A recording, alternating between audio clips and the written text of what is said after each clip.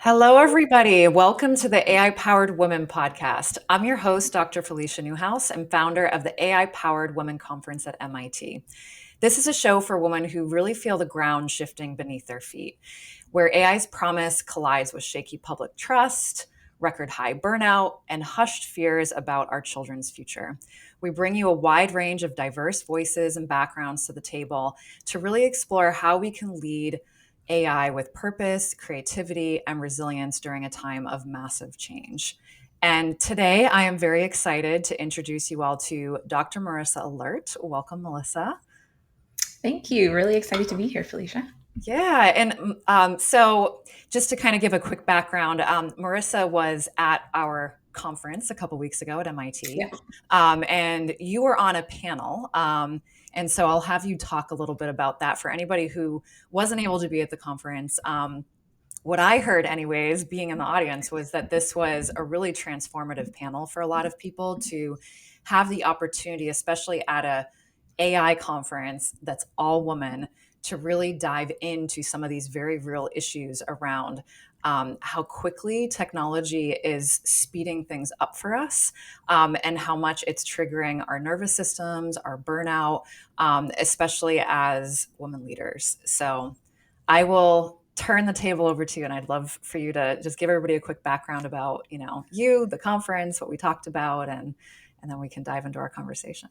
Yeah, absolutely. So I am Dr. Marissa Alert. I am the founder and CEO of MDA Wellness, where we support organizations in not just addressing burnout and stress, but also helping them in this age of AI to ensure that their teams are aligned and that they're creating psychological safety and trust during this major process and phase of transitions and changes.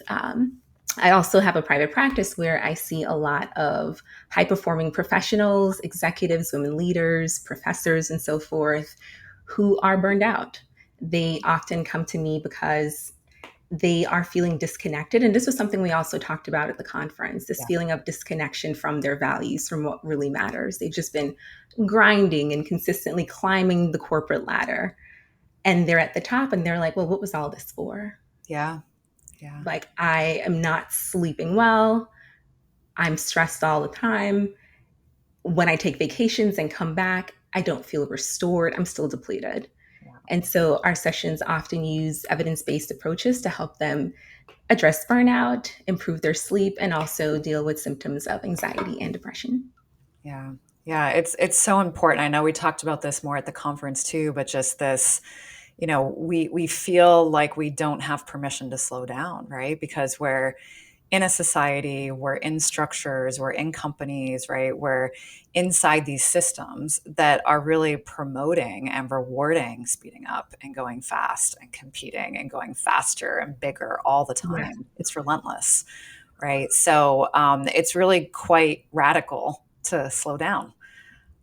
So it's an interesting time to try to slow down as well, because more than ever things are speeding up with AI, right? Like our brains can't even, I think, process right now the Oh, not at extent to all. which the speed is even happening.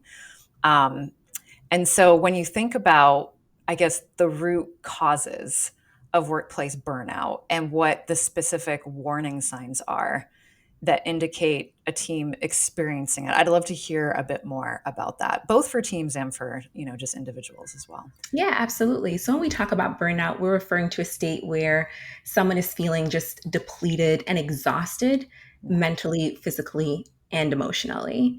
And that's often a result of chronic and prolonged stress. So, some of the things that can lead to burnout could be a heavy workload, people working really long hours, feeling like they don't have any control or autonomy, having unclear expectations. And especially as we think about AI, so many people aren't sure about, well, what's my new role? Yeah. If we are introducing this new, process to automate our workflow, Or will I have a role? and exactly, will I have a role? And so job insecurity is also another cause. Having negative work relationships can also play a role. And when we step outside of the work related factors that I just described and think about personal factors, this could look like folks who are perfectionists, who don't Mm. have adequate support systems, who have poor coping mechanisms, and at the time don't really have any healthy lifestyle habits. So they're consistently getting poor sleep, right? And so it's like we are trying to pour from an empty cup, Yeah. right? It's as if when we're burned out, I don't know if you think about phones when they start to die, no matter how long you plug them in for, Yeah. you take them out and it's like it has 20% charge. And that's what burnout is like. Yeah, that's a really great way to visualize it, actually.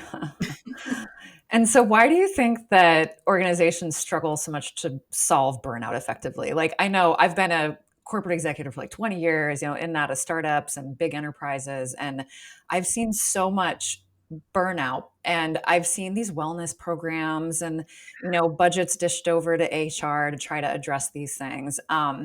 But how do you think workplace uncertainty kind of contributes to the chronic stress that leads to burnout? And how do you think an organization can actually solve it? Because while budgets are nice and wellness programs are nice, I mean, Mhm. I'd love to hear from you, like what works and what doesn't, and like what are the tangible things companies and leaders can be thinking about here. Yeah, such a great question.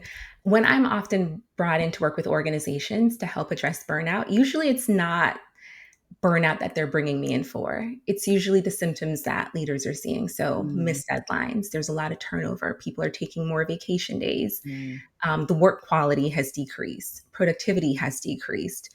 And when I ask about approaches that they've historically tried, there are a couple things that I hear over and over. As you mentioned, there is you know, the apps, there might be meditation courses, yoga, having like a quiet room.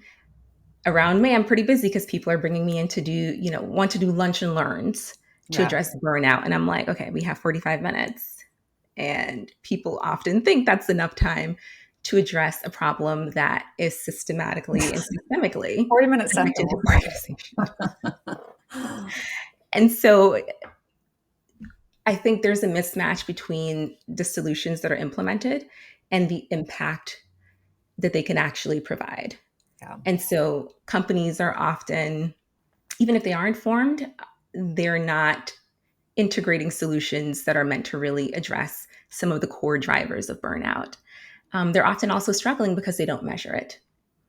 Right? Mm, There's no right. process in place to getting a pulse on how employees are doing.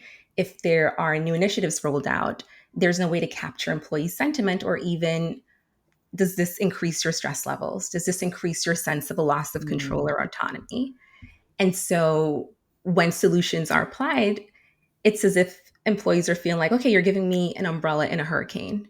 Yeah, it's nice to have, but it doesn't really match the conditions that I'm dealing with. mm. I see. So you're talking about a couple different factors here. One is the actual way in which that data is gathered, like say through KPIs or dashboards, things like that, right? That actually measure metrics. And in order to measure those metrics, you have to have the survey data from the employees that's anonymous, that feels emotionally safe to answer it truthfully, Exactly. right? And to be able to actually collect that data to understand where your organization is at culturally and emotionally. Exactly. Right. So I guess Exactly. what you're saying is we don't even have that basic data to understand it. So that creates maybe a disconnect between what the employees are actually experiencing and what maybe leadership is seeing. Right. Yeah. And early in my career, this is a story that I'm going to share that just highlights this so clearly. I was working with a small tech company, and they were dealing with a few of their employees watching really disturbing content. They had to survey their site to make sure that if anyone was uploading inappropriate or disturbing content, then they'd report it. And so Yeah. they brought me in for a 45-minute session that included both managers and the employees in order to address the burnout and the stress that they're experiencing from watching this. And so it's like, okay, is this going to be part of also addressing the trauma that people are potentially dealing with on top of providing resources? Right. And it was like, yeah, but I was only brought in once. Yeah. And the feedback from that session said everything. I remember it so clearly. There was one employee that said, Dr. Alert clearly knows her stuff, but she is clearly misinformed about what's happening at this company. Wow. There's Interesting. no way that this session is going to address all the challenges that we're dealing with and how management and leadership are not even trying to understand our concerns and what we're dealing with and listening to what we say we need. Mm. And so I'm being brought and they're like, okay, this information is great, lovely, she's smart. It checks a box. Yeah, essentially checks the box. And employees know when support like this is just performative Yeah. because it doesn't align with everything else that's happening in the organization. Right. Right. Yeah. It's so interesting. And I mean, I guess when we think about like AI, right? And that's a whole other metric, right? So, like, is this bringing efficiency gains or cost savings and all of that? But it's also generating a lot of uncertainty among Yeah. employees about job security and skill relevance and changing work processes. So, there's this whole element of emotional unsafety that's kind of like boiling right under the surface, right? So, Mhm. um, why do you think it might be important for companies to really understand how their workforce is responding to this uncertainty, and what role could leadership, you know, really play around the psychological safety in managing that transition? Like it would be helpful to just understand maybe some tangible things that might be good practices, right, for anyone Yeah. listening. Yeah. And so when we think about uncertainty, it just amplifies not just burnout exponentially, because when organizations introduce like major changes, especially around AI, what it does, it triggers some of these causes of burnout, right? Mm, And so in the example we gave, introducing AI can lead to feelings of job insecurity, right? There are now unclear expectations, there's a loss of autonomy. And when these things show up, right, there's also a lot of fear that comes with mm, uncertainty. And when there's fear, it actually affects how people behave and how they work.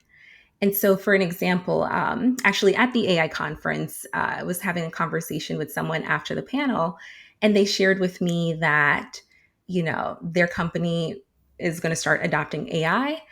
And they said, they're asking for us engineers to have a lot of input in the process. And she said to me, like, why should I help optimize something that could eventually replace me? right. And so organizations need to recognize that yes, there are a lot of opportunities for, efficiency gains and to save money and to increase profit. But if employees don't feel safe, they don't trust leaders, they don't trust AI, it could lead to really destructive behavior. In fact, there was a study by Writer AI that showed that 31% of those surveyed admitted to sabotaging their company's AI Mm. strategy. That's actually really interesting, right? Because it's not just about like, I feel emotionally unsafe.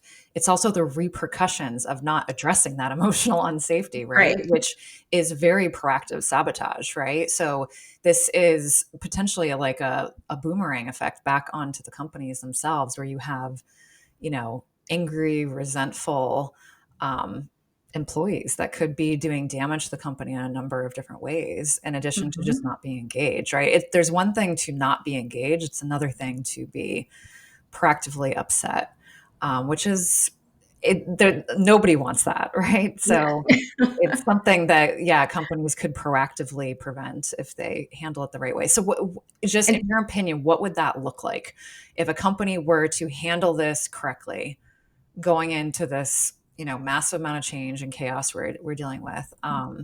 What would they do? Would they implement a program? Would they bring somebody like you on? Would they restructure their HR team? What would they do?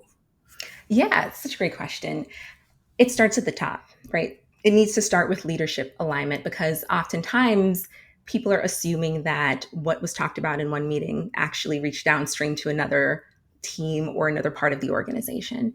Yeah. And when there's mixed messaging, that can also amplify that fear. And so the CEO might be saying, yes, AI will enhance jobs, but maybe they're getting, messages from their manager that, we're trying to think about headcounts and shifting where people are working and how they're working. And so employees are going to trust what they observe, not just what Right. they're told. Right. And so, what does alignment look like? Right? Alignment looks like what's our shared vision and goals for introducing AI? Yeah. Do we have clarity around people's roles, responsibilities, and their strengths? And also making sure that there's a communication plan to minimize any miscommunication. Yeah. Alignment also includes, right, having a plan to intentionally foster trust and psychological safety. Mhm. And so people might be hearing this and think like, okay, that's a lot. How do we even start with this? And so in fact, I'm working with an organization where they're at the beginning of an AI rollout, and I'm facilitating sessions around alignment so that these Mm. conversations can be had. And so just asking these questions about what are the goals for AI?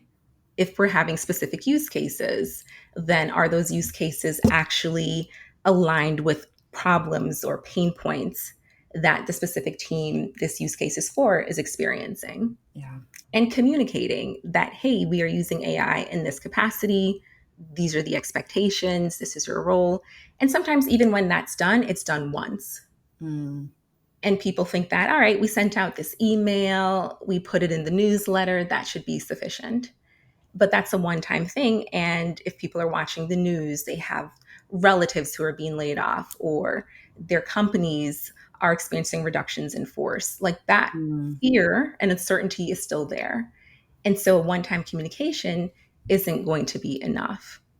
Another strategy could just be assessing employee sentiment around AI. There's Right. another organization that I'm working with, a mid sized company, and came in and partnered with them to just assess people's fears, right? What are their fears and concerns? Yeah. Do they trust the company and AI? And how safe do they feel expressing concerns? Mm. And it was interesting because the CHRO that I was working with felt like, yeah, like this is a relatively small company. We have an open door policy, right? We're always trying to intentionally connect with our employees, and was so surprised that a lot of the engineers thought AI is replacing us. Yeah. And they're like, well, this goes completely against our values, Mm. not just within this department, but the values of this organization. So they thought it was crystal clear that no, we're not trying to replace you.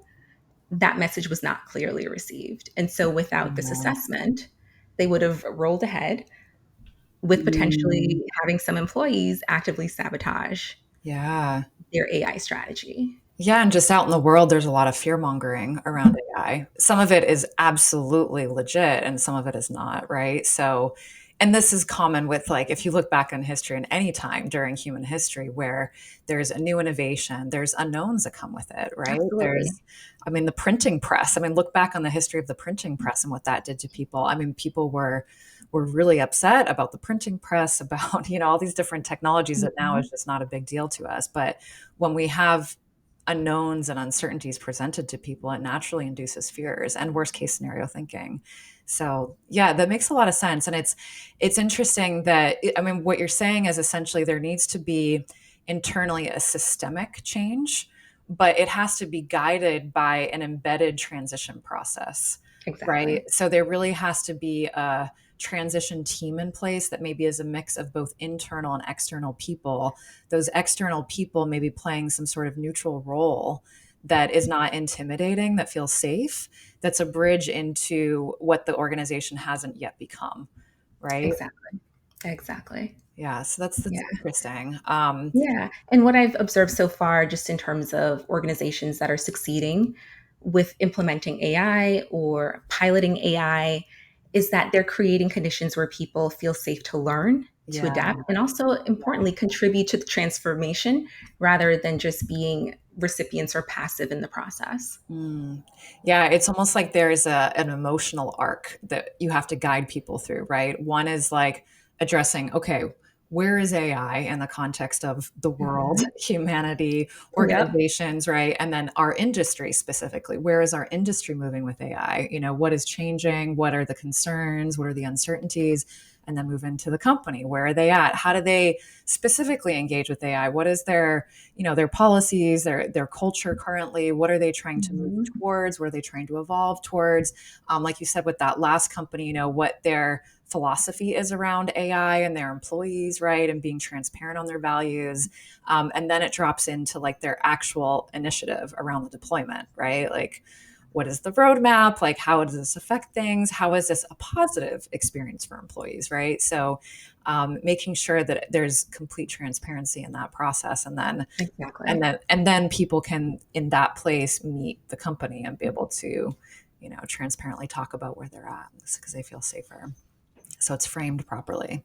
Mhm. And so I guess like what is one concrete strategy you're seeing leaders can implement immediately to support their teams and really build that psychological safety during those periods of uncertainty? Are there any like specific things that you've seen work really well? Like that somebody without doing a whole program and stuff, they could do something that's simple.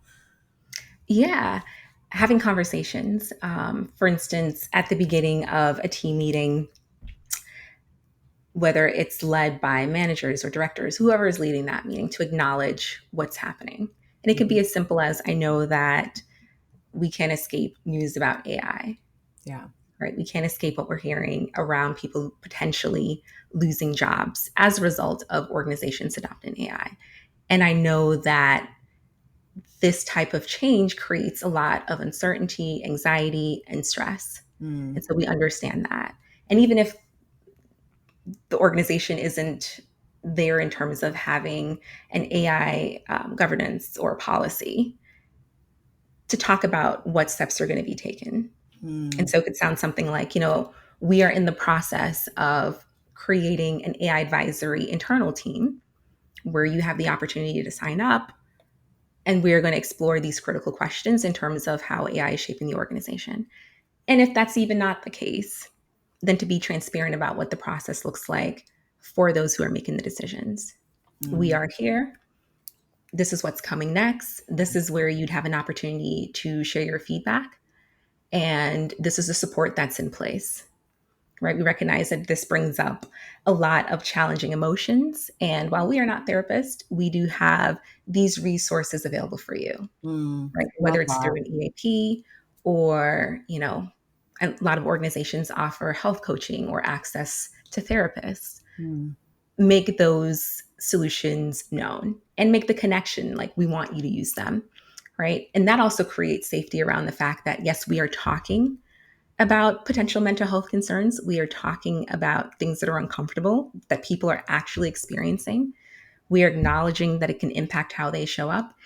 And because we are acknowledging that, we're also creating space and opportunity for people to use these resources without judgment. Yeah, I love that. And it's funny because it's so simple. It's Yes. so simple. However, missing any piece of what you just said, the stakes are so high and there's so much uncertainty that people are feeling like they're on unstable, shaky ground that as a leader, if you miss any of that, right? Like you could still kind of derail your whole AI deployment. Yeah.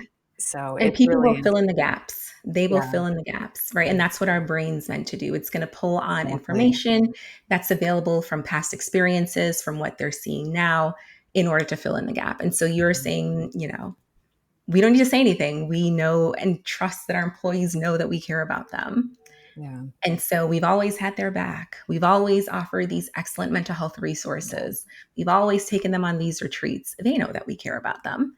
Yeah. And so nothing's said and so much is assumed, Yes, on and both employees sides, will right? create their own narrative. Yeah, it's so interesting. Okay. Well, my last question is, I guess, just in terms of techniques, right? And we did this a little bit at the conference, like just any sort of like cognitive behavioral or acceptance based techniques that could really help people stay aligned with their values when they face uncertain outcomes. Are there any sort of just in the midst of technological change, any techniques that you would recommend people can do to embrace? Yeah, I think just being clear about your values. And what I mean by that is what's really important to you. How do you want to show up as an employee, as a Mm. mom, as an aunt, as a dad, as a sister, right? As a daughter, as a son? How do you want to show up? What matters to you? And in times of uncertainty, there's so much that's uncontrollable. Mm. And we don't like uncertainty. We don't like ambiguity, right? We sometimes don't even like novelty. Yeah. And so when we are aligned with our values, it's essentially a North Star that can guide how we navigate these things that our brains don't like: the uncertainty, the novelty, the ambiguity. And what that looks like is, just to give you a concrete example, is if I really value friendship and family, and just making meaningful Mm. connections. If I'm dealing with uncertainty, how then do I lean or connect with the people that I value in order to stay grounded and get the support as I'm dealing with uncertainty? Yeah. And Yeah. oftentimes we are cobbling for things that can make us feel more in control. And that often shows up Mm. as worrying, like what if situations, right? Yeah. In order to feel like if I can think about all the what ifs and generate enough plans, right? And these are the people with plan A to Z. Yeah. And if you think about plan B has a plan B point one, two, three. Yeah. And so there's so much worrying that can happen around, the uncertainty. And It's that's a just a need for spiral. control. Yeah. Right. And so another strategy that's really simple is writing about your worries Mm. and recognizing which ones are what we call real world worries versus hypothetical worries. Mm. And hypothetical worries are things that could happen, may not happen, but they're not affecting us right now. Yeah. Yeah. And so, what if we get replaced by robots? Right. What's going to happen to me? You know, that's a hypothetical worry. Yeah, and some of And that with gap that, companies can maybe fill into with education and transparency too, to help ease exactly. that gap. So, Yeah. okay. Well, thank you, Marissa. That was a wonderful conversation. And I think so helpful for people to, especially that are either inside corporate as employees or they're on the other side, on the leadership side. There's such a delta and disconnect that we're seeing right now. And I think this is normal during times of massive change and upheaval. Mhm. Everybody has their head down and everybody has different experiences, but not connecting the two together can be really unnecessarily dangerous and destructive to positive forward growth and trajectories for everybody. So this is really important work you're doing, and I think a really important message for everybody right now. So thank you for joining us. Yeah, thank you so much, Felicia. Really enjoy our conversations and just want to take my hat off to you for all the outstanding work you're doing around women and AI and creating platforms like this where women can not only get support, but resources around how to navigate all the change and uncertainty that this technological shift is bringing. Yeah, thank you. And where can people find your work, by the way, so that they can actually find you and collaborate with you? Yeah, so if they're looking for therapy, my website is Dr. Malert, so Malert, drmalert.com. And for organizations looking for support around burnout and AI and creating psychological safety and team alignment during this process, they can find me at www.mdawellness.com. Okay, great. We'll make sure we share that with everybody too when we post this. So thank you. Awesome. All right. Well, thank you for being here. And for everyone out there, thank you for joining. And if today's conversation gave you something to really think about, please share it with another woman leader who's really ready to build with more courage, clarity, and heart. And subscribe so you don't miss what's next. And be sure to follow all of Marissa's amazing work and wisdom. She's on LinkedIn and we'll share more of the resources. And remember, the way we shape the future isn't by doing it alone, it's by leading together.